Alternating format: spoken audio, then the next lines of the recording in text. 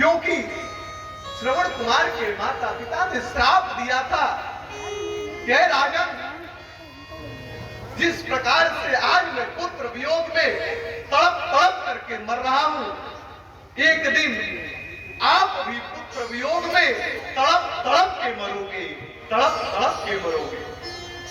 आज जिस समय उनको श्राप मिला है दशरथ को, उस समय वो युवराज थे, वो राजा भी नहीं हुए थे, उनका विवाह भी नहीं हुआ था, उनके युवा अवस्था की ये बात थी। उस समय वो आके सीख रहे थे। लेकिन व्यक्ति अपने मद में बहुत कुछ करने लगता है।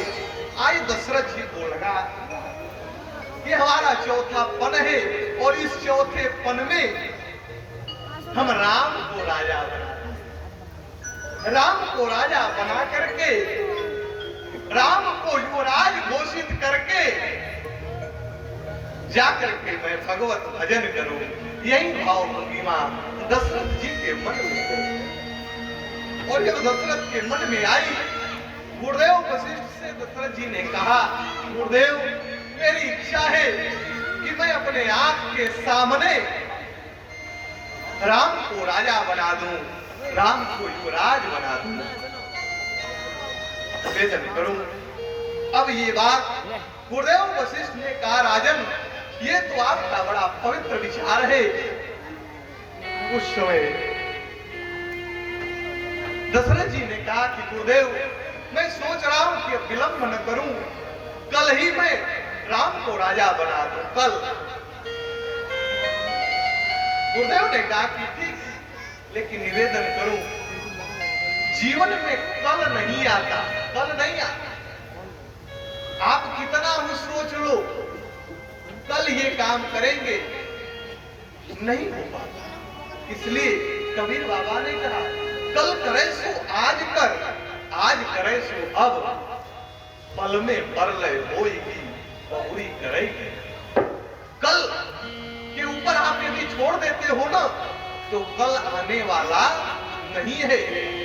लेकिन दशरथ जी ने कह दिया कि कल मैं राम को राजा बनाऊंगा। एक बात और निवेदन कर देना चाहता, जो भी बड़े बुजुर्ग हैं, हमारी तो अवस्था ही क्या है, अभी हमें अनुभव ही क्या है, लेकिन जो भी अनुभव है उस हिसाब से मैं बता रहा हूं कि यदि परमात्मा ने आपको 4 बेटा दिया, तो आप परिवार में कोई भी निर्णय लो ना, तो चारों को बैठा करके, चारों से पूछ करके ही आप निर्णय लेना, तभी आप जीवन में सफल रहोगे। नहीं तो 4 बेटे हैं, 2 बेटे हैं, आप एक बेटे से राय लिए और निर्णय ले लिए, तो शायद वो आपकी इच्छा पूरी नहीं हो पाएगी या परिवार ढंग से नहीं चल पाएगा। आज यदि चक्रवर्ती सम्राट दशरथ अपने 4 बेटों को बुला करके ये निर्णय लिए होते, तो शायद वो अपने निर्णय में सफल रहे होते। क्योंकि भैया भरत यदि वहां रहे होते, तो भगवान श्री राम को जंगल न जाना पड़ता। इसलिए कभी भी आप कोई भी निर्णय लो, तो परिवार के सारे सदस्य बैठ करके लो। आज दशरथ जी ने कह दिया कि कल मैं राम को राजा बनाऊंगा। भगवान श्री राम को बुलाया गया, राम जी आए। दशरथ जी ने कहा, राम तुम्हें कल युवराज पद ग्रहण करना है। भगवान श्री राम ने कहा कि पिताजी इतनी भी जल्दी क्या थी, क्योंकि भगवान श्री राम राजा बनने के लिए इस धरती पर नहीं आए।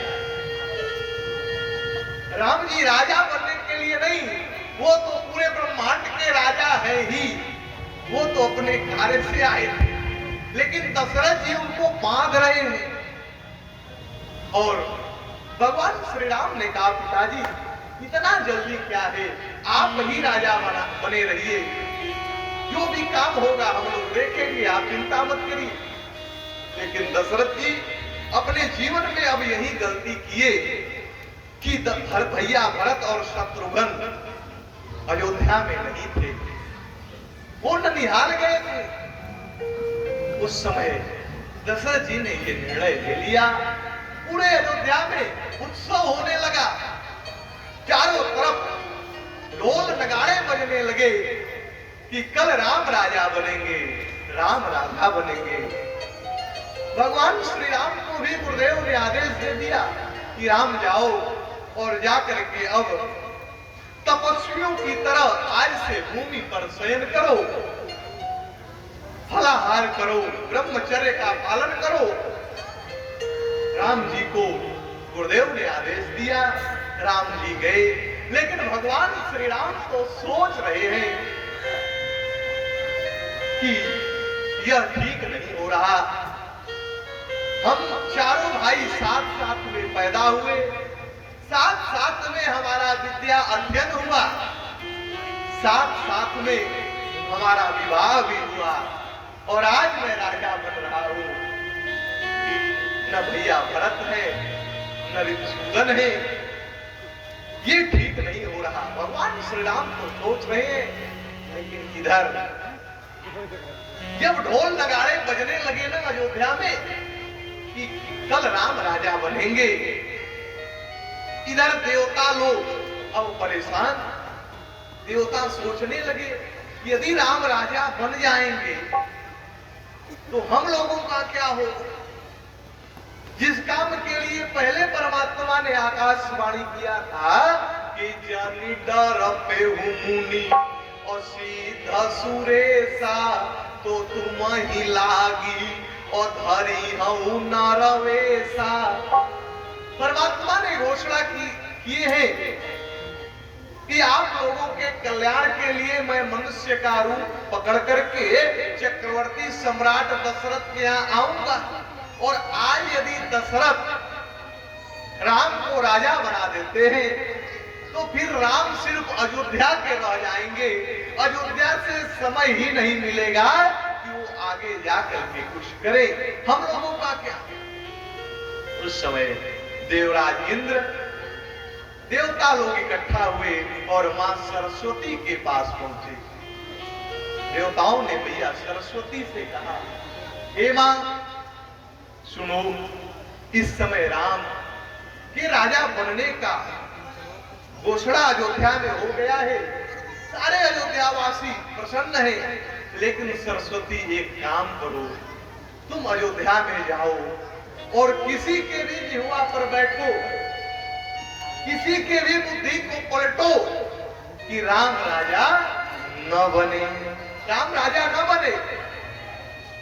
जिस समय देवताओं ने सरस्वती से कहा, उस समय मां सरस्वती, उस समय मैया सरस्वती देवताओं को फटकार लगाने लगी।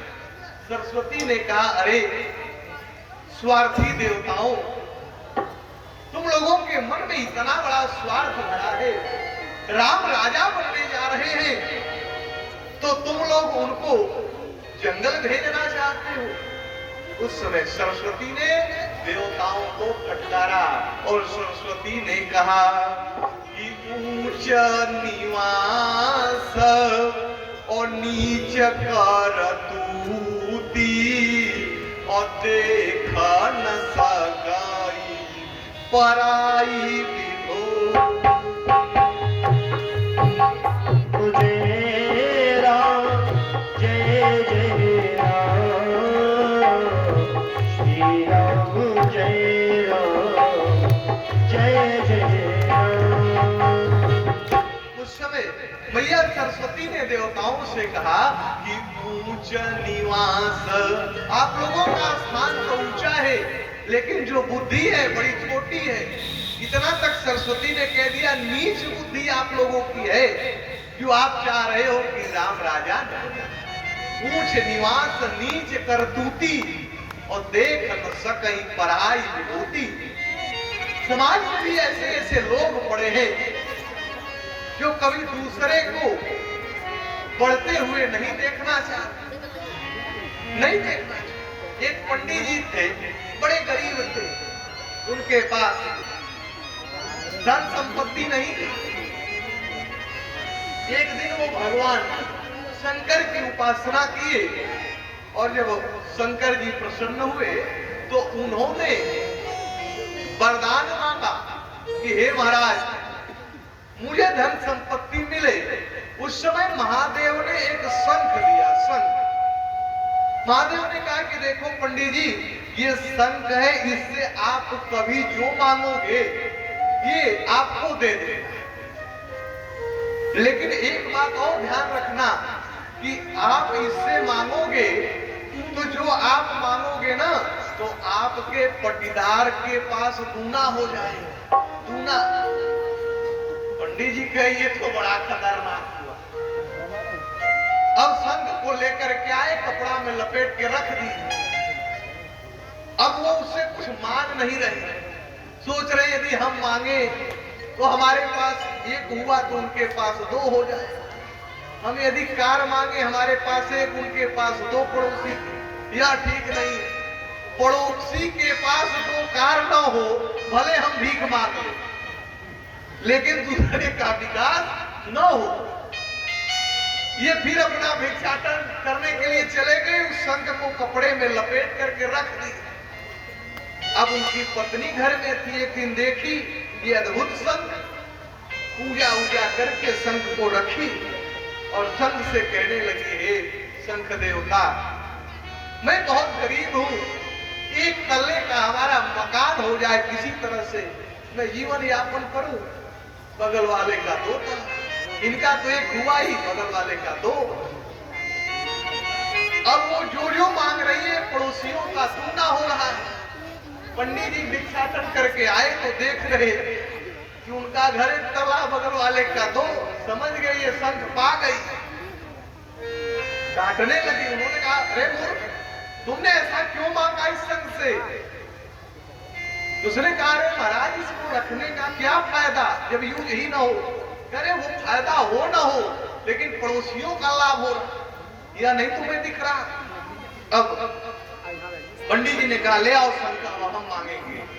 पंडित जी ने उस शंख से कहा हे शंख देवता हमारे दरवाजे पर 4 कुआं हो जाए, 4। सोचे 4 हमारे यहाँ होगा तो पड़ोसी के 8 हो जाएगा, तो गिर के मरेंगे सब। फिर उन्होंने कहा हे शंख देवता हमारी एक आंख फूट जाए, बगल वाले की दोनों फूट गई। ऐसे ऐसे समाज में ईर्ष्यालु लोग हैं। इसी बात को आज मां सरस्वती ने कहा कि रे देवताओं ऊंच निवास नीच कर तुरती, देख न सकई पराई विभूति। दूसरे आज राम राजा बन रहे तो तुम लोगों के पेट में दर्द क्यों हो रहा? लेकिन राम जी की भी यही इच्छा थी कि मैं जंगल जाऊं। इधर उत्सव हो रहा है, भैया सरस्वती भी अयोध्या में प्रवेश कर गई। और जब प्रवेश कर गई ना तो सबको खोजने लगी किसके जिह्वा पे बैठे। और अयोध्या में उत्सव हो रहा है। सरस्वती को मंथरा मिल गई, मंथरा उसी के जिह्वा पे जाके बैठ निवेदन करूं, बड़े सावधानी के साथ सुनिए। अब अयोध्या में ढोल नगाड़े बज रहे हैं, उत्सव हो रहा है। इधर मंथरा को अब ये उत्सव ठीक नहीं लग रहा, क्योंकि मंथरा जो है ना वो कैकेयी के साथ ही आई थी, कैकेयी की दासी थी। शादी जब कैकेयी का हुआ अयोध्या में दशरथ जी के साथ, तो पहले दासियां साथ में जाती थी, मंथरा उनके साथ में ही आई है। निवेदन करूं हमारी इतनी संख्या में माताएं बैठी है। त्रेता में एक मंथरा थी जिसने राम को राजा नहीं बनने दिया, लेकिन आज ऐसा कोई घर नहीं है जिस घर में एक मंथरा ना हो। निवेदन करो, आप कहोगी कि अरे पंडित जी कैसे मंथरा की पहचान हो, तो हम काशी के ब्राह्मण वह भी जानते हैं, बता दे रहे हैं। जैसे आप अपने घर में बैठ करके बर्तन साफ कर रही हो और बगल से एक माता जी आ जाए वो कहे का बहनी, कल मैं आई थी तो आप बर्तन साफ कर रही थी, आ जाओ आप। तो आपकी देवरानी एको दिन नहीं करती। और जहां आप कही कि क्या कहे माता जी, इनका यही हाल ही है। और समझ जाइए कि मंथरा का द्वारा आपके घर में हो गया। 2 दिन 4 दिन पर वो आएगी, समझाएगी और आपको लगेगा कि ये ठीक ही कह रही है। और धीरे धीरे वो आपके परिवार को तोड़ना शुरू कर देगी। इसलिए ये वही आपके घर में कोई वैसी महिला आवे और आपसे कहे कि कल भी मैं आई थी तो आप साफ कर रही थी, आज आप, उस दिन आप कह दो कि अरे माता जी, रोज तो हमारी देवरानी ही साफ करती है, 2-4 दिन मैं ही कर दूंगी तो क्या हो जाएगा। जिस दिन आप इस बात को कहोगी ना, उस दिन मंथरा कहेगी कि कौन रिप होई हमें कहानी और चेरी छोड़ी का अहो खबरानी। उस समय वो मंथरा कहेगी कि मैं नौकरानी की नौकरानी ही रहूंगी, तो हमसे क्या मतलब है, जो तुम्हारा मन करे वो करो। उसी दिन वो मंथरा आपके घर से चली जाएगी और आपके परिवार में वो संगठन रहेगा। नहीं तो जिस दिन आप मंथरा को जगह दे दोगी, उसी दिन से आपके परिवार में, आपके परिवार को तोड़ने का काम करेगा। आज जब ढोल नगाड़े बज रहे हैं, आज मंथरा कैकेयी के पास, और कैकेयी के पास आ रही है ना, तो रोते हुए आ रही है। भैया कैकेयी ने देखा, निवेदन करूं, मां कैकेयी राम जी से इतना प्रेम करती है, उनकी कोई सीमा नहीं। निवेदन करूं, जब कैकेयी के सामने मंथरा आई और मंथरा रोते हुए आ रही है, भैया भैया कैकेयी ने पूछ दिया, कैकेयी ने पूछ दिया, बोलिए श्याम रामचंद्र भगवान की। अब धीरे धीरे कथा लंका कांड में पहुंच रही है, कुछ तो उत्पाद होगा। सीताराम सीताराम सीताराम कहिए, सीताराम सीताराम सीताराम कहिए, जाहि विध राखे राम ताहि विध रहिए।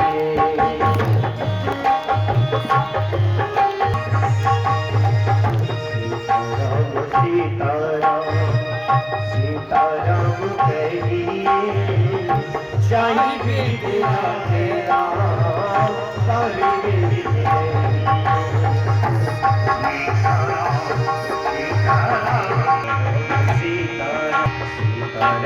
सीताराम सीताराम कहिए, जाहि विध राखे राम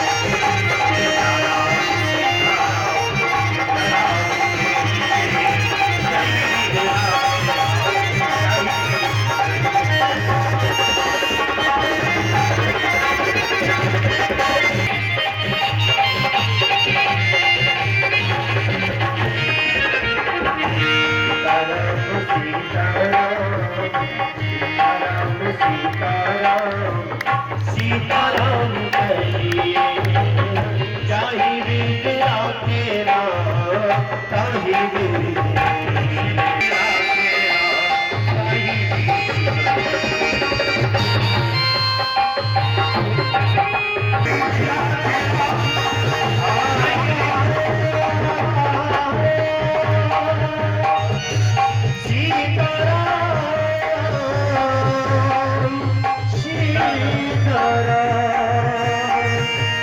बोलिए सियावर रामचंद्र भगवान की। आज कैकेयी के पास मंथरा जो आई है वो रोते हुए आई है।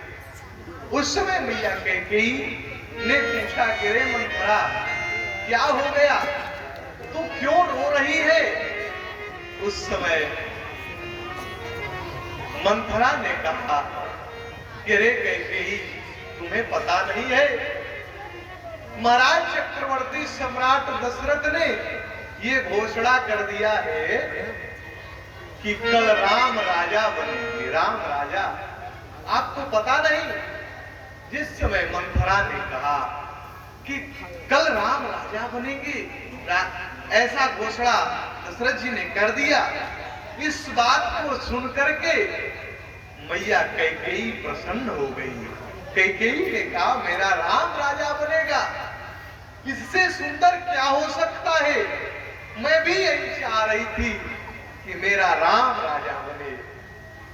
जिस समय मैया कैकेयी प्रसन्न हो गई, लेकिन मंथरा अभी रो रही है, क्योंकि कहा गया है ना कि नारी चरित्र कर ढाढ़ई आंसू, ये झूठे आंसू को बहा रही है। और मंथरा कह रही है कि अरे कैकेयी राम राजा बन जाएंगे ना तो जानती हो क्या होगा? अरे मूर्ख हो गई हो रानी, आपके बेटे जो है भरत, उसको छल से, ये कौशल्या का छल है कि इस समय पर भरत को ननिहाल भेज दिया गया है और उसी समय राम को राजा बनने का घोषणा हो रहा है, जिस समय तुम्हारा बेटा भरत यहां नहीं है। और कैकेयी ने जब दशरथ से विवाह किया था तो कैकेयी ये शर्त रख करके विवाह की थी कि हमारा जो बेटा होगा वही राजा बनेगा, वही राजा। आज मंथरा उसी बात को याद दिला रही है। मंथरा ने कहा कि पूत विदेशन सोच तुम्हारा पुत्र जो है वो विदेश है, यानी यहाँ नहीं है, दूसरे देश है।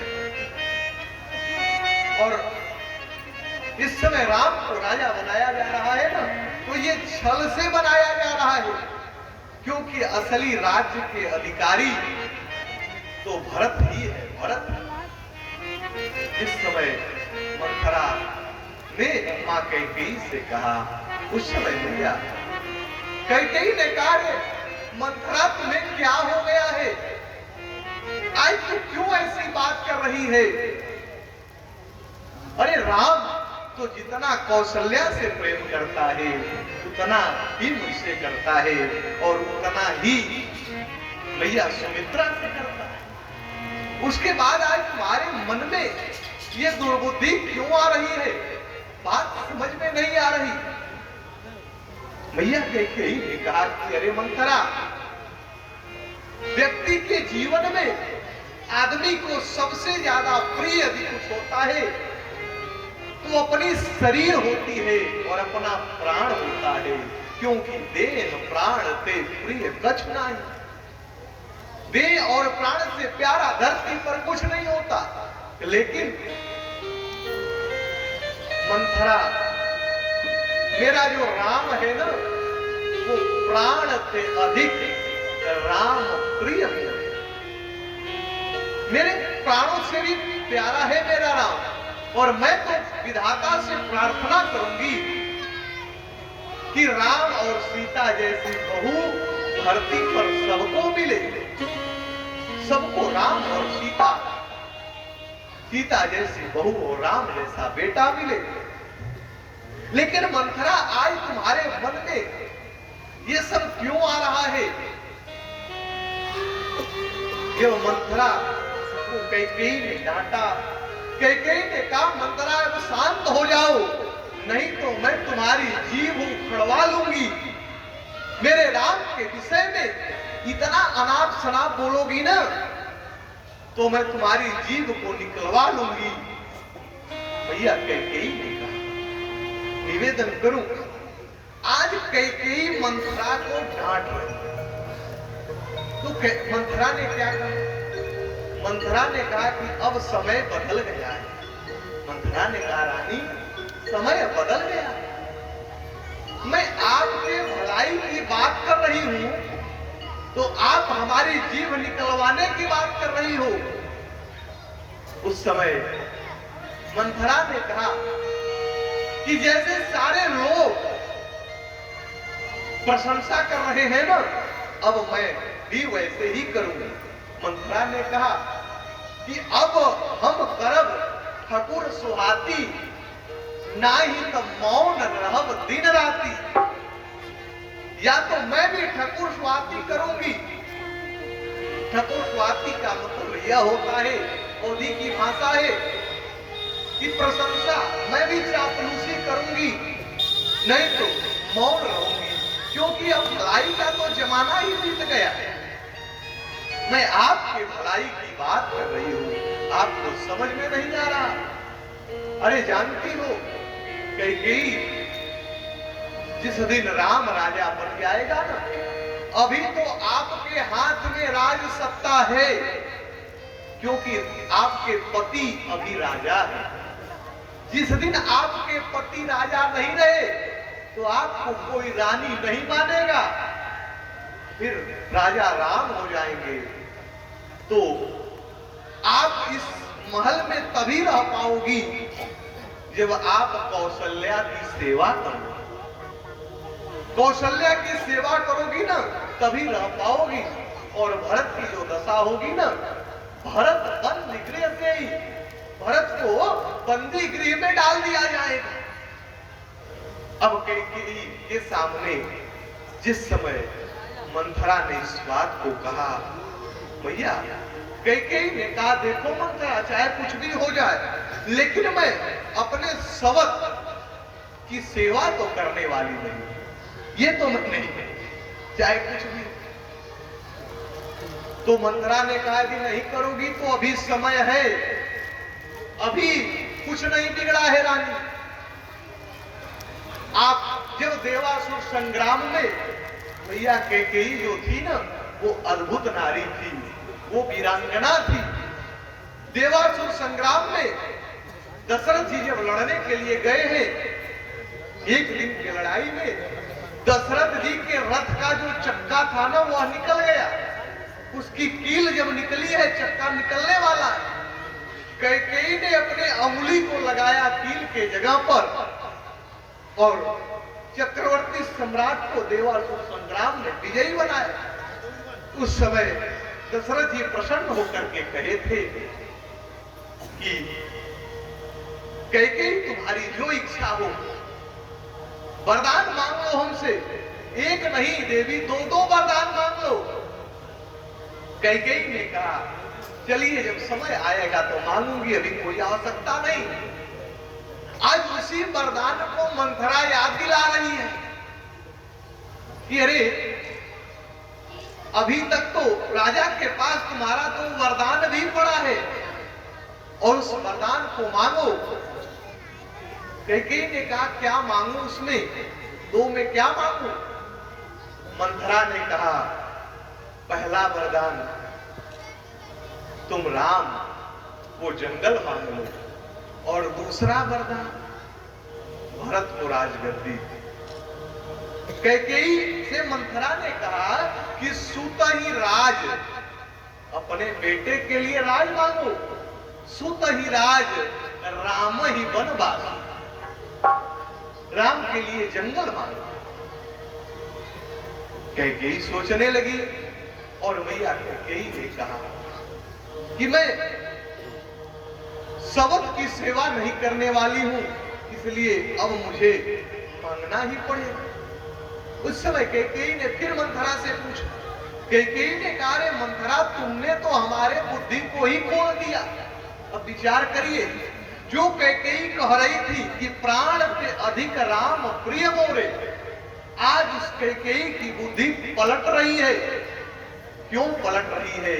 क्योंकि आज भैया कैकेयी कुसंगति में पड़ गई। आज भैया कैकेयी कुसंगति में पड़ गई, और जब व्यक्ति कुसंग में पड़ जाता है तो धरती पर कोई ऐसा व्यक्ति नहीं है जो नशा न करे। आप जानते हैं श्री राम का नाम पवित्र है। भगवान शंकर दिन रात सीताराम ही जपते हैं, लेकिन वही नाम को जब लोगों ने मुर्दा से जोड़ दिया, जब लोग मुर्दा लेकर के जाते हैं तो कहते हैं श्री राम नाम सत्य है। यानी राम का नाम तो सत्य ही है, लेकिन वो मुर्दा से जुड़ गया, और जब जुड़ गया ना तो यही दुनिया श्री राम नाम को भी अपवित्र मानने लगी। श्री राम नाम ही अपवित्र हो गया। कहीं विवाह हो रहा हो और विवाह मंडप में जाकर कहो श्री राम नाम सत्य है, बात तो सत्य ही है, लेकिन इतना डंडा लगेगा ना, गिनती नहीं हो पाएगी। बात तो सही है कि श्री राम नाम सत्य है, लेकिन वो राम का नाम यदि मुर्दे के साथ जुड़ गया तो वह नाम भी दुनिया अपवित्र मानने लगी। उसी प्रकार से आज मां कैकेयी कुसंगति में पड़ गई। उसका परिणाम क्या हुआ कि आज बुद्धि पलट गई। इसीलिए बाबा ने लिखा, बाबा ने कहा कि कौन कुसंगति पाई न साई, और राही न नीच मते चतुराई। श्री राम जय राम, जय जय राम। श्री राम जय राम, जय जय राम। तो आज मैया कैकेयी से मंथरा ने कहा कि आप राजा से वरदान निवेदन करूं। कैकेयी मां से मंथरा ने जब इस बात को कहा तो उसमें मंथरा ने अवधि की कोई चर्चा नहीं की। आप मानस को उठा करके पढ़ ले। कैकेयी से मंथरा ने ये नहीं कहा है कि आप राम को 14 साल का वनवास मांगो। उसने इतना ही कहा कि सुत ही राज राम ही वनवास। करने के बाद जो है जो मंथरा ये कह रही है कि तुम अपने बेटे को राजगद्दी मांग लेना और राम को वनवास, और वनवास अवधि में नहीं है। यानी मंथरा का विचार ये है कि राम जीवन भर जंगल में रहे, क्योंकि जब सारी बात आज मंथरा की कैकेयी मान रही है। सावधानी के साथ निवेदन करो। तब कैकेयी ने मंथरा से पूछा तो मैं करूं क्या? उस समय मंथरा ने कहा कि महारानी आप कोप भवन में चली जाओ। कोप भवन पहले जब राजघराना हुआ करता था ना तो एक कोप भवन बनाया जाए। उस कोप भवन का काम ये था कि परिवार में यदि कोई रंज है, नाराज है, तो उसी में जाकर बैठता। परिवार के सारे लोग ये समझ जाते थे कि ये इस समय असंतुष्ट है, कोई समस्या है। आज भी उसी कोप भवन को प्रारूप बदला तो धरना प्रदर्शन होने लगा। वही कोप भवन का ही स्वरूप है धरना प्रदर्शन। लोग आपके कार्य से नाराज होंगे तो बैठ जाएंगे।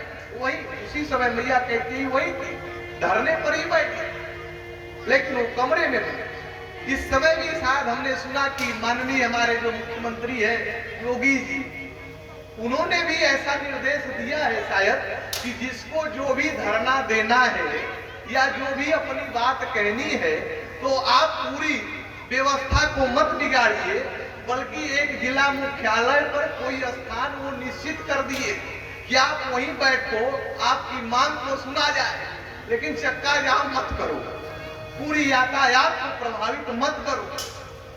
पहले यही होता था कि आप पूरे राजमहल के माहौल को मत खराब करो, आप जाओ कमरे में बैठो, आपकी बात सुनी जाएगी।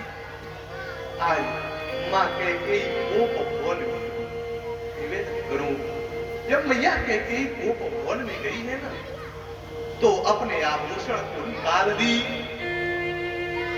जो भी गहना पहनती है निकाल देती है। मैया कैकेयी आज काले रंग का वस्त्र धारण करती है और अपने बाल को खोल लेती है। निवेदन करूं, हमारे यहाँ हमारे धर्म ग्रंथ में कभी भी माताओं को बाल नहीं खोल के रहना चाहिए, कभी भी। ये बाल जो खुलता है तो घर परिवार में कभी शांति नहीं रहती। द्रौपदी ने भी अपने केस को खोला, उसने कहा था तभी मैं मानूंगी जब दुर्योधन के हृदय का लहू हमारे बाल में न लगे। तो इसलिए सदैव माताओं को बाल खोल के नहीं रहना चाहिए। लेकिन आज कैकेयी बाल को खोल ली और जमीन पर लेट गई उसी कमरे में।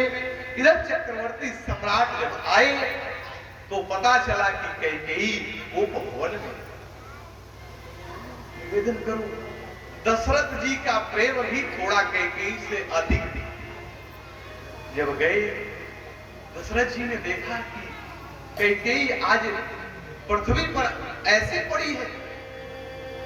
उस समय दशरथ जी ने कहा कि अरे प्रिया, अनुचित तोर प्रिया यही कीना।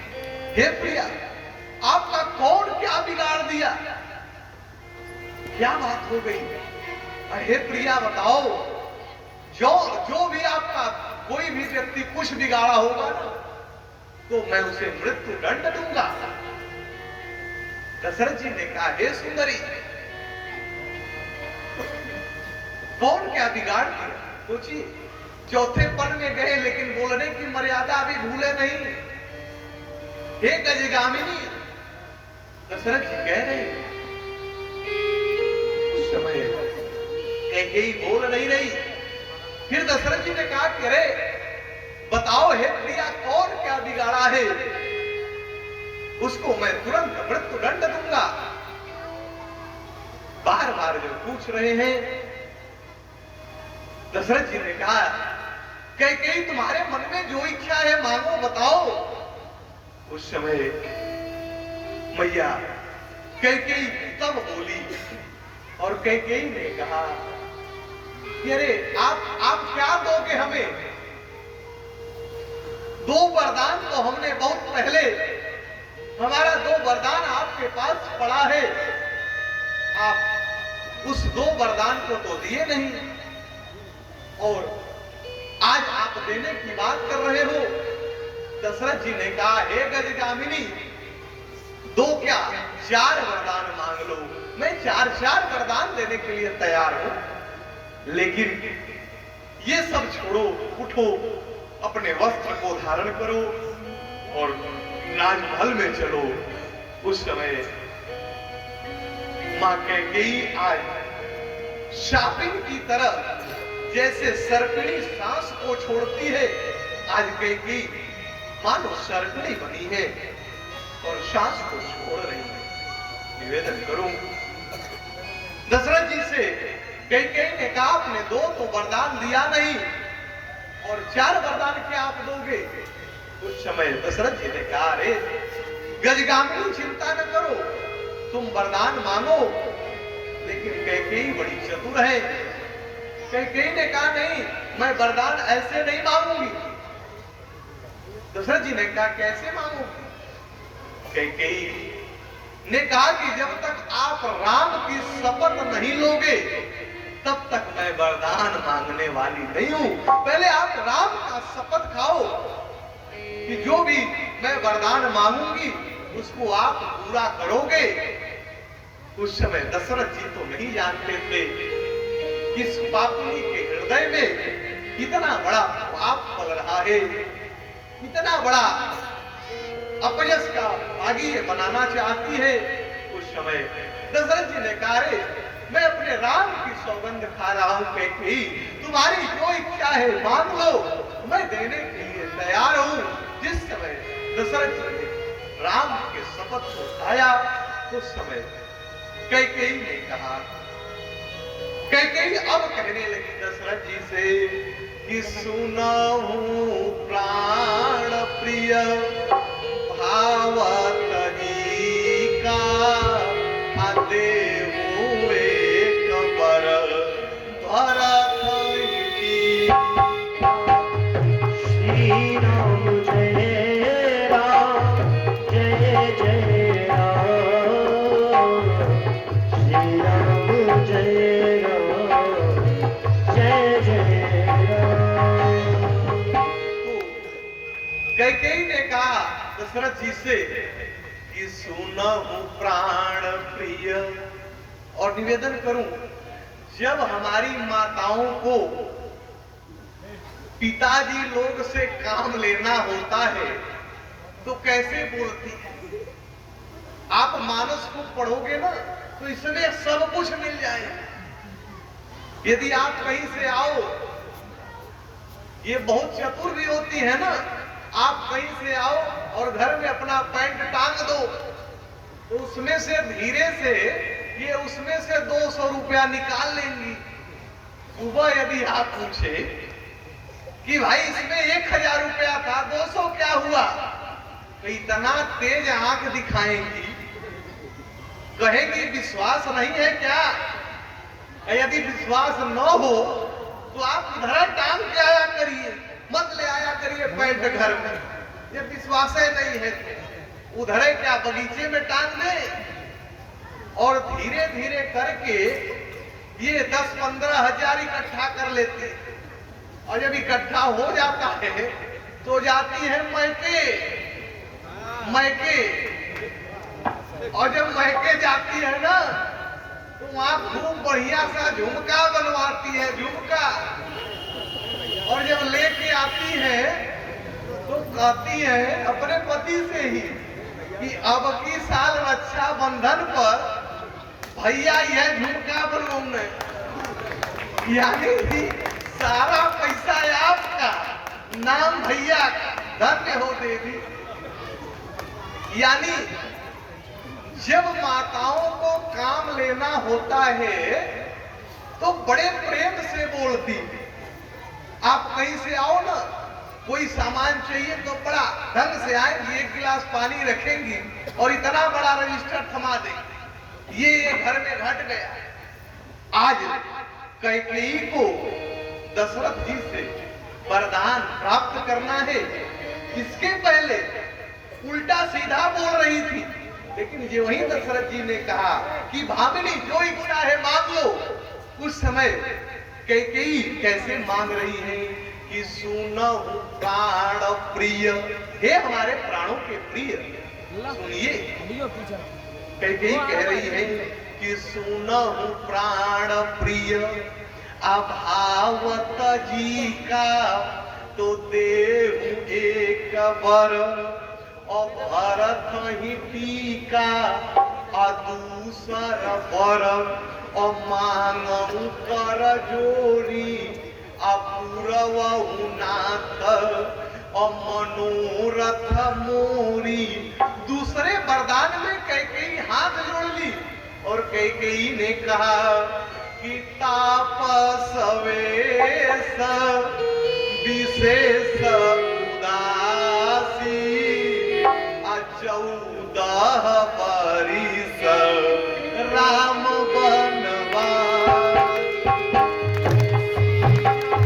जय राम जय जय राम, श्री राम जय राम जय जय राम।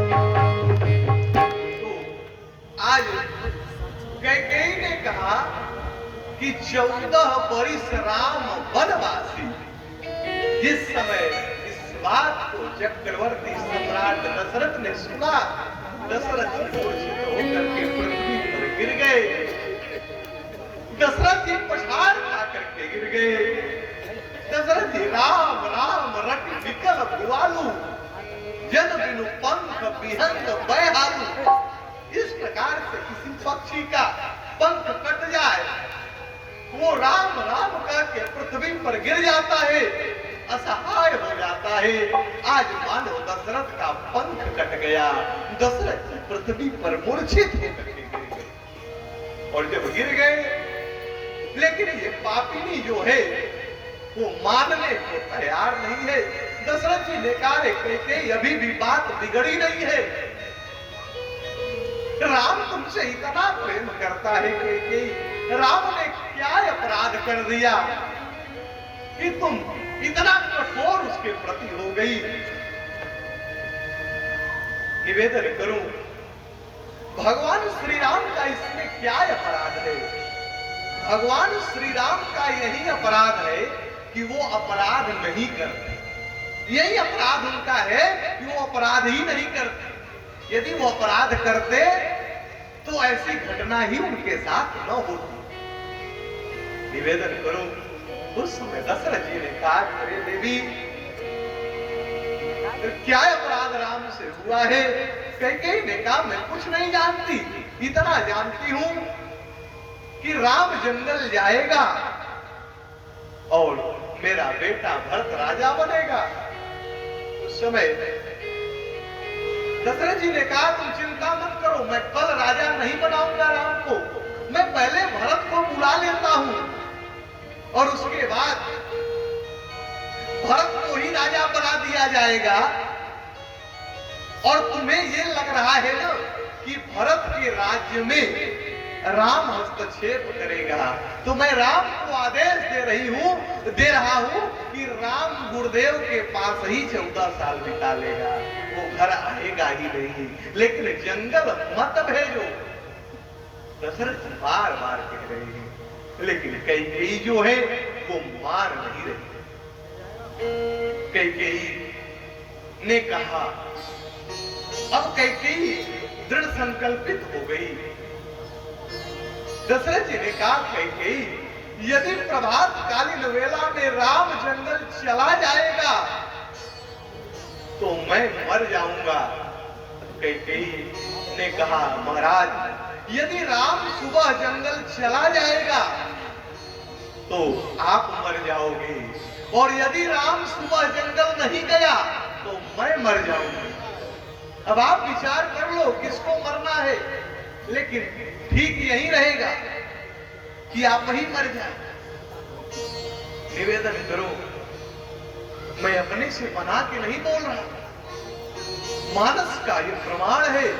कैकेयी ने कहा कि प्रातः काल मुनिवेश धरी, अजो न राम बन जाऊं, तो मोर मरण राउर अजस, नृप समझही मनमा। मेरा मरण होगा ना, जब मैं मरूंगी तो आपका अपयश होगा समाज में। तो आप विचार कर लीजिए, इतना ही नहीं, अब दशरथ जी समझा रहे हैं।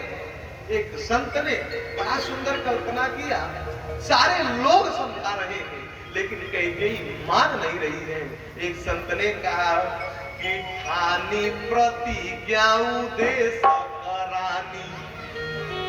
आज कैकेयी ने प्रतिज्ञा को ठान लिया है कि ठानी प्रतिज्ञा उदेश करानी, कि राज में कांटे कभी जब आजा, और राम भले बनही चली जाय, पर मोरा लाल के माथे पता जब बधाया, तो लाख वशिष्ठ समझऊ न भले, कि राम वियोग में जिए न राजा, तो रानी कहे प्रण टार बना, और भले ही बिहने मोर मांग धोआ जा, भले हमारा मांग धो दिया जाए ये मुझे स्वीकार है, लेकिन राम अयोध्या में रहे ये मुझे स्वीकार नहीं है। आज कैकेयी ने जब कहा दशरथ मूर्छित पृथ्वी पर पड़े हैं, सुबह ब्रह्म मुहूर्त हो गया, लेकिन दशरथ जी मूर्छित है। और जब दशरथ जी मूर्छित है ना, पूरे अयोध्या में ये चर्चा का विषय होने लगा। हमने निवेदन भी एक दिन किया कि पहले पहर नित भूपति जागा, आज मोह बड़ अचरज लागा। रोज तो दशरथ राजा पहले पहर यानी ब्रह्म मुहूर्त में ही जाग जाते थे। आज क्या हो गया कि अभी तक नहीं जगे, आज मोह बड़ अचरज लागा। सारे अयोध्यावासी आश्चर्यचकित हो रहे हैं। उस समय सुमंत्र जी आए, और सुमंत्र जी जब आए तो सुमंत्र जी ने राजा को उस हाल में देखा। कैकेयी ने कहा कि जाओ और जाकर के राम को बुला करके ले आओ। राम के बिना ये तड़प रहे हैं। और भगवान श्री राम जब दशरथ जी के पास आए, राम जी ने दशरथ जी की स्थिति को देखा। उस समय राम जी पूछने लगे, पिताजी आपको क्या हो गया? दशरथ जी मूर्छित है, बोल नहीं रहे, सुन तो रहे हैं, लेकिन वाणी अवरुद्ध हो रही है, कैसे मैं राम से कहूं? उस समय कैकेयी से भगवान श्री राम ने पूछा, भैया क्या कारण है कि पिताजी इस स्थिति में है? उस समय कैकेयी ने कहा कि राम, कारण यही है कि तुम्हारे पिता के पास मेरा 2 वरदान बहुत पुराना पड़ा था, आज हमने उसी 2 वरदान को मांग लिया। इस समय राम जी ने पूछा, भैया तुमने क्या मांगा? उस समय भैया कैकेयी ने कहा कि राम, हमने भरत के लिए अयोध्या की गद्दी मांग लिया और तुम्हारे लिए 14 वर्ष का वनवास। इस बात को जब राम जी सुने, राम जी प्रसन्न हो गए। राम जी ने कहा कि माँ ये तो बड़ा सुंदर होगा, मेरा भरत राजा बनेगा, इससे बड़ा सौभाग्य की बात क्या हो सकती है? मैं भी यही चाहता हूँ कि मेरा भरत राजा बने, क्योंकि राम जी सदैव भरत से इतना प्रेम करते हैं। कभी कभी बाल्यावस्था में भगवान खेलते भी है ना, तो भैया भरत को जिता देते हैं कि भरत तू जीत जा। और निवेदन करूं, बड़ा भाई का भी जो दायित्व होता है ना, वो अटूट होता है। बड़ा भाई का दायित्व बहुत बड़ा है, इसीलिए बड़े भाई के पिता के समान माना गया। इसलिए आज भगवान राम प्रसन्न हुए, और जब राम जी प्रसन्न हुए, राम जी ने पिताजी से कहा, महाराज आप चिंता क्या कर रहे हो? आप इतने बड़े योद्धा, इतने बड़े प्रतापी राजा, आज छोटी सी बात पर इतना निराश हो? आप चिंता न करो पिताजी, ये 14 वर्ष की अवधि कौन सी बड़ी है? ये 14 वर्ष मैं बिता कर जल्दी आ जाऊंगा, आप चिंता मत करो। लेकिन दशरथ जी मान नहीं रहे हैं। भगवान श्री राम ने कहा, भैया मैं जंगल जाने को तैयार हूँ, मेरा राम राजा, अब मेरा भैया भरत राजा बने, यह मुझे स्वीकार है। इधर दशरथ जी मना रहे हैं भगवान शंकर से। दशरथ जी ने राम जी से कहा कि राम ऐसा करो, मैं राजा हूँ, तुम हमसे युद्ध करो, युद्ध करके हमें हरा दो, और जब मैं हार जाऊंगा तो मेरे वचन का कोई मतलब नहीं निकलेगा, तुम राजा बनना। भगवान शंकर से कह रहे हैं दशरथ जी कि आशुतोष तुम अवगढ़ दानी, आरत हरन दीन जनु श्री राम जय राम जय जय राम, श्री राम जय राम जय जय राम। भगवान शंकर से कह रहे हैं कि आशुतोष भगवान शिव, आप राम को ऐसी बुद्धि दो कि वो हमारे आदेश का पालन ही न करें। आज दशरथ जी मूर्छित हैं, परेशान हैं।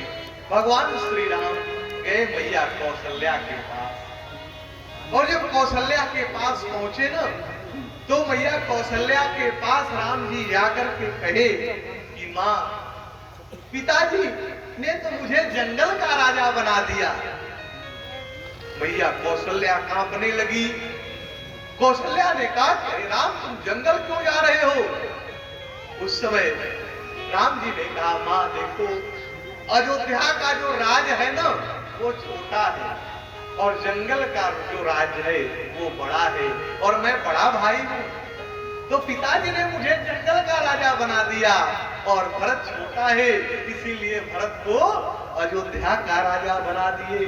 राम जी ने कहा कि पिता दीन मोहि और कानन राजू, पिता ने मुझे जंगल का राजा बना दिया। उस समय मैया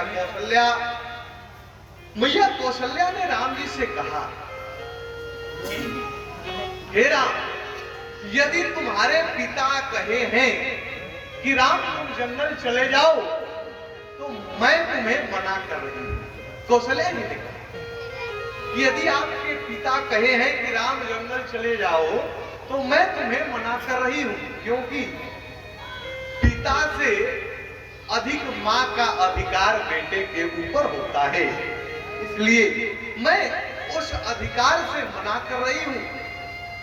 कौशल्या जी ने कहा कि जो केवल पितु आयसु ताता, हे ताता, यदि केवल आपके पिता ये कहे हैं कि राम जंगल चले जाओ, तो पिता से मां का अधिकार अधिक होता है, और मैं उस अधिकार से तुम्हें मना कर रही हूं कि राम तुम जंगल मत जाओ। क्योंकि कौशल्या जी ने कहा कि जो केवल पितु आयसु ताता, तो जनि जाहु जानि बड़ी मां का अधिकार बड़ा होता है, इसलिए आप मत जाओ।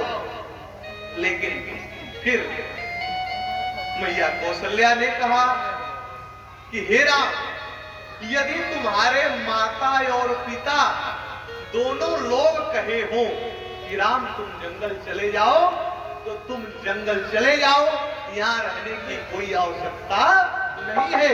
यदि तुम्हारे माता और पिता दोनों कहे, ये कौशल्या जी कह रही है, कौशल्या स्वयं मां है राम जी, लेकिन फिर भी वो कह रही है कि यदि तुम्हारे माता और पिता कहे हो। मैया कौशल्या ने कहा कि जो पीतु मातु कहूं बन जाना, अतो कानन सत अवध समान। श्री राम जय राम, जय जय राम, श्री राम जय राम, जय जय राम। तो मैया कौशल्या ने कहा कि जो पितु मातु कहूं बन जाना, तो कानन सत अवध समाना। हे राम, वही जंगल तुम्हारे लिए एक अयोध्या नहीं, बल्कि 100 अयोध्या के समान है। 100 अयोध्या वही है, तुम जंगल चले जाओ। ये मैया कौशल्या ने, ये है रामचरितमानस की मर्यादा, ये है राम कथा की मर्यादा। धन्य है मैया कौशल्या, जो स्वयं मां होकर के भी ये कह रही है कि यदि तुम्हारी मां कही है राम, तो तुम जंगल चले जाओ। यही मर्यादा है। भगवान श्री राम ने कहा, राम जी ने कहा कि वही पुत्र बड़भागी है जो अपने माता पिता के वचन में विश्वास रखता हो। राम जी ने कहा, सुन जननी सोई सुत बड़भागी, जो पितु मातु वचन अनुरागी, जो अपने माता पिता के वचनों से अनुराग करे। लेकिन आजकल लोग अपने माता पिता के वचन में क्या, उनसे अनुराग नहीं कर पा रहे। यदि अनुराग करते तो आज हमारे देश में अनाथालय नहीं खुलते। इसलिए ये सोचना पड़ेगा, एक पिता 4-4 बेटों को पाल लेता है, एक माँ 4-4 बेटों को पाल लेती है, लेकिन 4 बेटों से एक माँ पाली नहीं जाती। निवेदन करूं, वो किस तरह से पालती है। माँ का जो दायित्व है, अपने पेट में रख कर 9 महीने तक जीव को ढोती है, उसके बाद पैदा होने के बाद भी जब तक उस माँ की सांस चलती है तब तक आपको मानती है, पालती है, इतना ध्यान रखती है। एक बाप माँ जब भी अपने बेटे को लेती है ना, तो अपने हाथ से यहां तक ले आकर के दबा देती है, बेटे को अपने गोद में यहीं तक लेती है। लेकिन जब बाप लेता है ना, तो अपने कांध पे बैठा लेता है, क्योंकि माँ कहती है कि माँ जितना देखती है उतना ही दिखा पाती है। लेकिन बाप ये सोचता है कि बेटा जहां तक मेरी दृष्टि जा रही है वहां तक तो ठीक है, लेकिन तू और ऊपर जा और आगे तक तो। ये बाप कहता है। निवेदन करूं, एक बार एक माँ अपने बेटे को लेकर के मालिश कर रही है, तेल लगा। माताएं मालिश करती है अपने बेटों का जब बेटा छोटा रहता है। हम लोग गांव के हैं, देखे होंगे कि जब माँ तेल लगा करके अपने बेटे की मालिश करती है ना, तो उसका जो बेटा होता है वो बार बार अपने पैर को चलाता है, बार बार।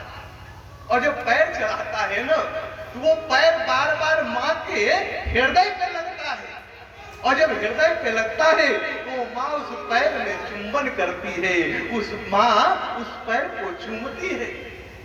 एक महात्मा इस दृश्य को देख लिए, महात्मा जी गए उस माँ के पास। महाराज जी ने उस माँ से कहा, रे माँ, तू कितनी कोमल है और ये तेरा बालक कितना क्रूर है कि ये बार बार तुम्हारे हृदय पे प्रहार कर रहा है और तुम बार बार इसके पैरों में चुंबन कर रही है। माँ, तू कितनी कोमल है। उस समय मैया ने कहा, महाराज जी ऐसी बात नहीं है, मेरा जो बेटा है ना, इसका पैर बड़ा कोमल है और मेरी छाती जो है वो बड़ी कठोर है। मैं सोचती हूँ कि कहीं इसके कोमल चरण में कठोर छाती से चोट न आ गई हो, इसलिए मैं चुंबन करके सेकाई करने का काम करती हूँ, मैं सेकाई करने का काम करती हूँ। निवेदन करूं, जिस प्रकार से माँ अपने बालक की रक्षा करती है, उसी प्रकार से हमारे भगवान अपने भक्तों की रक्षा करते हैं। निवेदन करूं, भगवान अपने भक्तों की रक्षा करने के लिए, सब कुछ करने के लिए तैयार हो जाता है परमात्मा। निवेदन करूं, बड़े प्रबुद्ध श्रोता बैठे, आज 10-5 मिनट आगे भी हो जाए तो चिंता मत करिए। निवेदन करूं, भगवान जिस प्रकार से मां बड़ी ही सारगर्भित चर्चा, जिस प्रकार से मां अपने बालक की रक्षा करती है ना, उसी प्रकार से हमारा परमात्मा अपने भक्तों की रक्षा करता है। निवेदन करूं, एक बार महाभारत की लड़ाई चल रही है, महाभारत, और सारे योद्धा उस कुरुक्षेत्र में इकट्ठे हैं। एक दिन बड़े सावधानी के साथ सुनिएगा, भगवान अपने भक्तों की रक्षा कैसे करते हैं। सारे योद्धा उस कुरुक्षेत्र में हैं। एक दिन दुर्योधन ने भीष्म पितामह से कहा, पितामह आप हमारे तरफ से युद्ध कर रहे हो, पितामह आप हमारे तरफ से युद्ध कर रहे हो, यानी कौरवों की तरफ से भीष्म पितामह युद्ध कर रहे थे।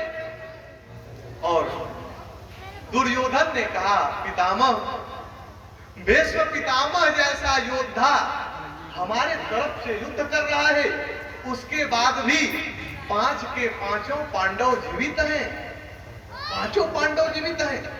इसका मतलब है पितामह, आप हमारे तरफ से मन से युद्ध नहीं कर रहे हो। यदि आप मन से युद्ध करते ना, तो 5 में से 1 तो मारा गया होता। उस समय पितामह ने कहा, दुर्योधन, मैं मन से युद्ध कर रहा हूं, क्योंकि मैं हस्तिनापुर के लिए वचनबद्ध हूं, इसलिए मैं युद्ध कर रहा हूं, लेकिन मन से कर रहा हूं। हमारे श्रद्धा के ऊपर तुम अंगुली मत उठाओ। उस समय दुर्योधन ने कहा, पितामह, मैं नहीं मान सकता, आप जैसा महायोद्धा हमारे तरफ से युद्ध करे और एक भी पांडव ना मारे जाए, ऐसा हो नहीं सकता। उस समय पितामह ने जब सुना, तो पितामह ने कहा, ठीक है दुर्योधन, यदि तुम्हारे मन में संदेह है, तो आज ये गंगा पुत्र भीष्म प्रतिज्ञा कर रहा है कि कल मैं इन्हीं हाथों के द्वारा अर्जुन का वध करूंगा, कल मैं अर्जुन को मार दूंगा। जब पितामह ने प्रतिज्ञा किया, सारे कौरव सेना में खुशी की लहर दौड़ गई कि अब तो कल अर्जुन मारा जाएगा। और जब अर्जुन ही मार दिया जाएगा, जब अर्जुन मार दिया जाएगा ना, तो फिर युद्ध ही समाप्त हो जाएगा। जब अर्जुन मार दिया जाएगा, तो युद्ध ही समाप्त हो जाएगा। ये सोच करके सारे लोग प्रसन्न हुए, और जब प्रसन्न हुए, युद्ध विराम हुआ, संध्या हो गई, सारे लोग अपने अपने शिविर में चले गए। और जब चले गए ना, इधर धीरे धीरे रात्रि के 12 बजे, बड़ी गंभीरता से श्रवण करिए, भगवान अपने भक्तों की रक्षा कैसे करता है। पितामह ने प्रतिज्ञा कर लिया है कि कल मैं अर्जुन का वध करूंगा। इधर रात्रि के 12 बजे सारे लोग अपने अपने शिविर में हैं। इधर हमारे भगवान श्री कृष्ण भी अपने शिविर में हैं। कन्हैया ने सोचा कि पितामह ने प्रतिज्ञा कर लिया है कि कल मैं अर्जुन का वध करूंगा, और ये बात मेरे अर्जुन को पता चल गई होगी, इसलिए इस समय अर्जुन अपने शिविर में रो रहा होगा, और मेरा भक्त यही सोच रहा होगा कि कल का सूर्योदय मेरे जीवन का अंतिम सूर्योदय होगा। यही सोच करके अर्जुन अपने शिविर में रो रहा होगा। भगवान श्री कृष्ण ने सोचा, सारी दुनिया सो रही थी, लेकिन भीष्म पितामह अपने शिविर में रो रहे थे, क्योंकि वो तो वचनबद्ध थे, लेकिन उनका मन तो पांडवों में ही लगता था, क्योंकि धर्म के मार्ग पर पांडव चल रहे थे। अब वहां पितामह अपने शिविर में रो रहे हैं कि जिस अर्जुन को मैं अपने गोद में खिलाया हूं, कल इन्हीं हाथों के द्वारा अर्जुन का वध होगा। यही सोच करके पितामह रो रहे हैं।